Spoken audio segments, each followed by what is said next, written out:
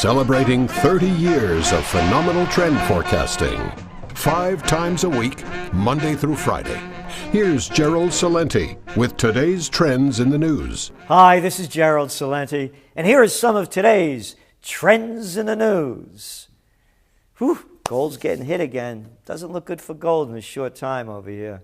Could go down another 100, 150 bucks. Still have the downside risk. Not showing strength over 1,300 and certainly not over 1,400. And that's where it needs to go before it starts regaining some strength. The markets are over 16,000. Hey, that quantitative easing's really working, huh? QE, yeah, QE F'd you. All the dough's going into those big firms. That's right. You know, the big firms, those private equity firms, all those stock market gamblers. Hey, a matter of fact, America's former U.S. Treasury Secretary, Tiny Tim Geithner, just became president of one of them firms. Yeah, Geithner heads to private equity. What a surprise. Private equity. It's a gambling racket, and this is the stuff that screwed up the entire American system. That put all the small business people out of work so you could become a slave labor in Slavelandia. He went with Warburg Pincus, LLC, F-U-C-K. That's right. These firms that get all this dough that they squander up from all the people that have a lot of money, buy out firms, rip the firms to pieces, and then sell them for a big profit so they can live out in the Hamptons and have homes all over the world. It's wonderful, isn't it? Another scum, slimy Geithner, along with the other one before him and the other one before him. Yeah, Jack Snow job under Bush. He went with another private equity group, Cerebus. The other guy, the guy from the Goldman Sachs gang. Yeah, you remember him. Robert Rubin, the guy that helped dismantle Glass-Steagall and then went to Citigroup. Yeah, he got rewarded. What did he make? They say $140 million? I was a consultant. Yep. Keep screwing you. Oh, by the way, you know when they reported it? On Saturday. The least read newspaper day of the week wasn't even in today's news. That's right, Timmy. You gave it to us. Stole our money. The man who kept the too big to fail going under your beloved president, Barack Insane Obama. J.P. Morgan agrees $4.5 billion mortgage settlement. Yep. That's on the $13 billion they just paid. And you know why? As part of the $5.1 billion, it would go to settle charges the bank misled. Yep.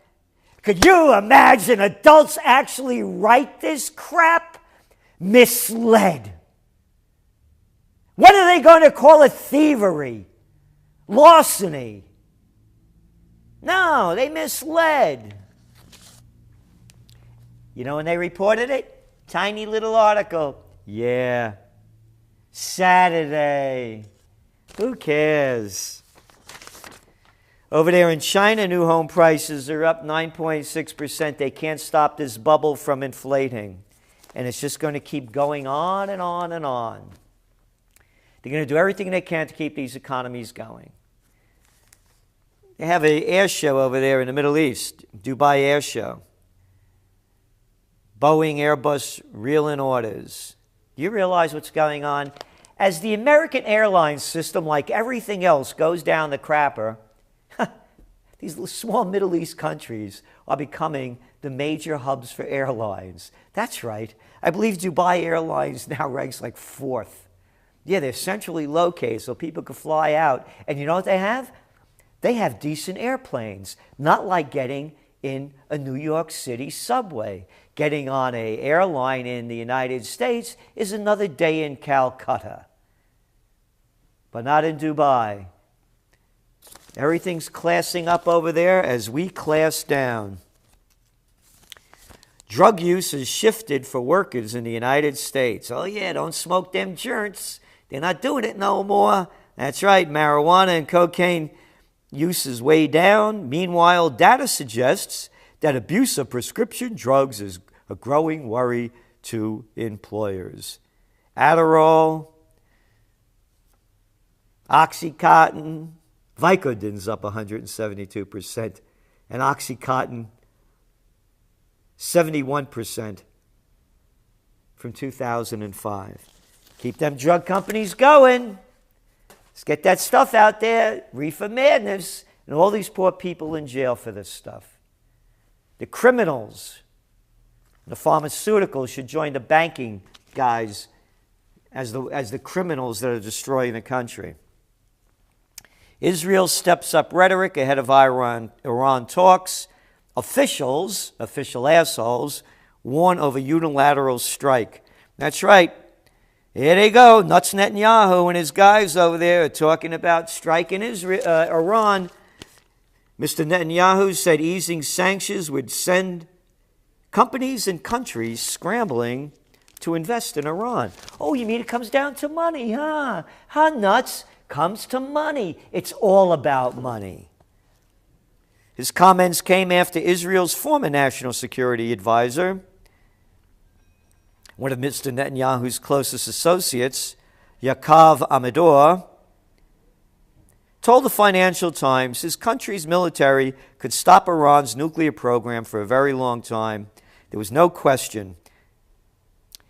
We don't need permission from anyone, he said. We are an independent state. Good. Don't ask us to join you. You're an independent state. Oh, by the way, under the terms that the United States gives Israel all this military equipment, they're not supposed to use it to attack other countries. But that's forgotten now. It was only for defensive purposes. But they call a preemptive strike against Iran a defensive strike. Strains with Israel over Iran snarl U.S. goals in Mideast. The Obama administration's overtures to Iran are straining the U.S. alliance with Israel in ways not seen for decades. But you know what happened? Yep, the little shit over there, that French piece of toast, man. He'd be toast if he fought anybody. Hollande. He went over and got a hero's welcome when he arrived in Tel Aviv for a 3-day visit that would showcase Paris's hard line against Iran's nuclear program. Wonder how much he's getting paid for that one, huh? Moving on to some more international news. Deadly cabal bombing sends message on security pact vote. Yeah. Crucial issue remains unresolved, in particular, the requirement by the United States that its troops are granted immunity from prosecution under Afghan law. That's right. They want to kill anybody they can as they stay there, and they're not called up on any kind of charges. Oh, CNBC. Most expensive military programs.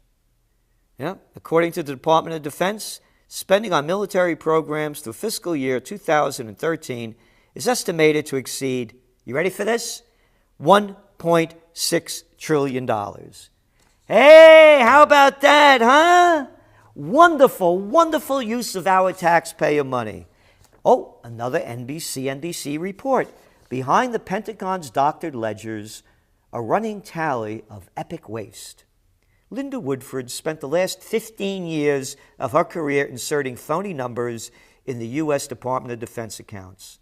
Every month until she retired in 2011, she says the day came when the Navy would start dumping numbers on the Cleveland, Ohio office of the Defense Finance and Accounting Service, the Pentagon's main accounting agency. Using the data that they received, Woodford and her fellow DFAS scumbag son of a bitches that should be hung in public accountants there set about preparing monthly reports to square the Navy's books with the U.S. Treasury. A balancing the checkbook maneuver. Isn't that a maneuver? A maneuver is like a misstep, huh? Or mislead. Required of all military services and other Pentagon agencies. Every month they encountered the same problem. Oh, they counted the problem. You know what the problem was? The numbers were missing. Numbers were clearly wrong. Numbers came in with no explanation of how the money had been spent or which congressional appropriation it came from. Quote, a lot of times there were issues of numbers being inaccurate. We didn't have the detail for a lot of it. Issues with numbers being inaccurate. Crimes, and they're just brushed off.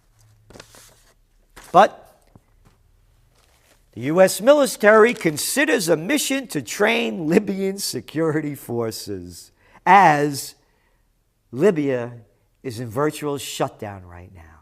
Just slaughtered about 40 people over the weekend. The whole country's in ruins.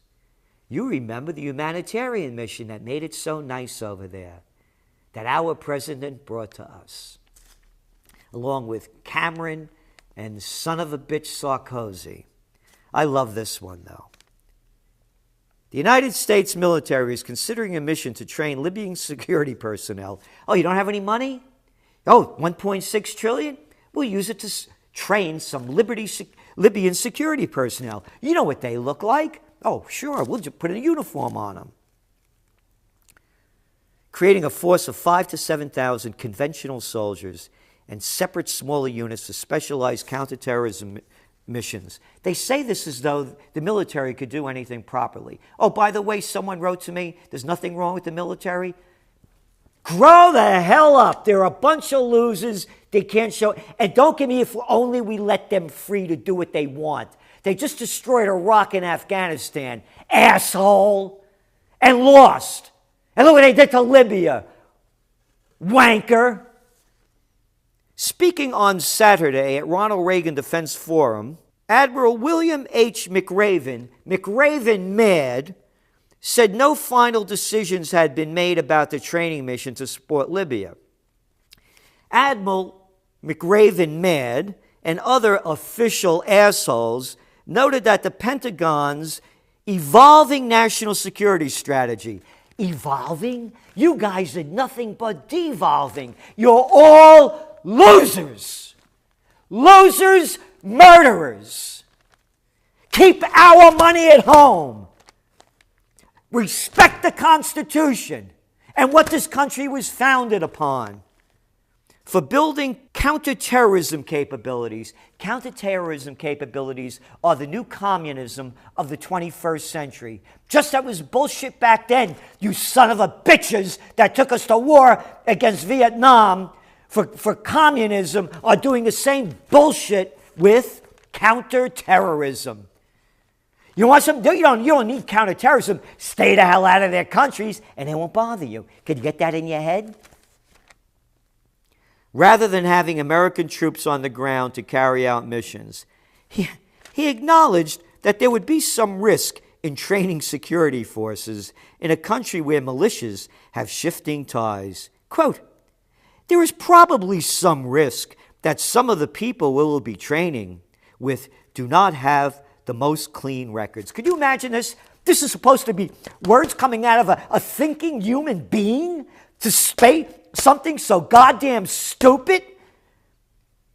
They do not have clean records? Admiral McRaven, mad, said, quote, at the end of the day, it is the best solution we can find to train them to deal with their own problems. At the end of the day, the best solution? You guys can't find solutions. You're losers. You're losers.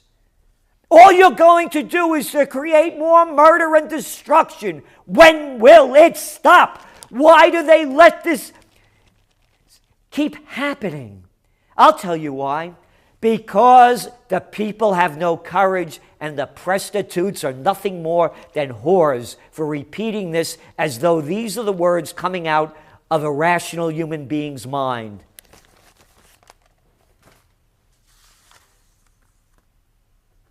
Hey, how about that Libyan puppet regime, huh? That's going under. 48-hour emergency was declared. The whole thing is, American cities on the edge. CNBC, today's news. Yep. When a city is badly broken, it could be tough to fix. It goes on to talk about Trenton, New Jersey. It goes on to talk about Utica, New York, Decatur, Illinois, Michigan City, Indiana, one after another. How our nation is falling apart at every level, and you have the Pentagon wasting trillions of dollars, stealing our money that we work so hard for, and murdering innocent people all over the world. You don't like God, damn it? God would be damning them. But hey, don't forget, put out the flags the next time they call a war. Wrap them yellow ribbons around that old oak tree and anything else that isn't moving. Another wacko, another two-face, who everybody loves out there in the libertarian, Rand Paul. Yeah, this is the guy that supported Romney, just so you remember. He'll play any side of the fence. America must be engaged in the world commercially, diplomatically, and when necessary, militarily? No. We only should be engaged militarily when we are attacked. Or if we know they're going to attack us. It's not a bullshit thing. But to be engaged doesn't mean to always be engaged in war. As a senator, I will, if I have to, not hesitate to vote for war. Great. He said, but added, an American that did not seek to become involved in every conflict of the world could not do things to make us safer at home and abroad, which I agree. Here he goes. In praising Mr. Reagan's Cold War military stance, now, Mr. Paul harked back to an era of vast military spending, but he said he would not give the military a blank check and would audit the Pentagon. Ready? Not because I dislike the military, because I like the military. Oh, yeah? Yeah? Do you like guys in military outfits too? Huh? You like the military? I don't like the military. I don't like it at all. I want a defense force. I don't like a militarization of America, whether it's the police or the military. Yeah, I don't go for guys or girls in uniforms. Randy.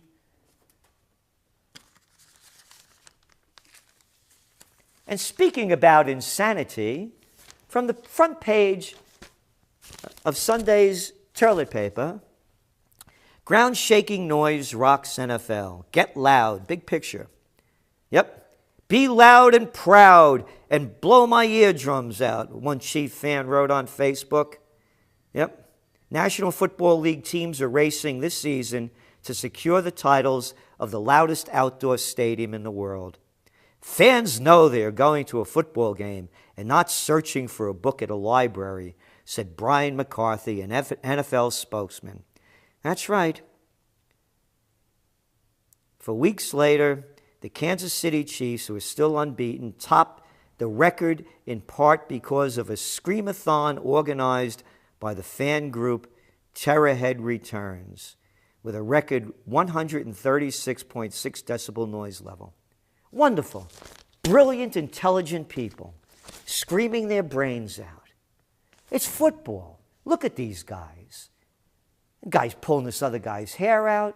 They beat up this other guy at the Virginia State quarterback, and I love it. They're suing the NFL because they're suffering from brain damage, Alzheimer's, and other life-threatening head injuries. You morons, you're banging your heads together from when you're a little kid. What the hell do you expect?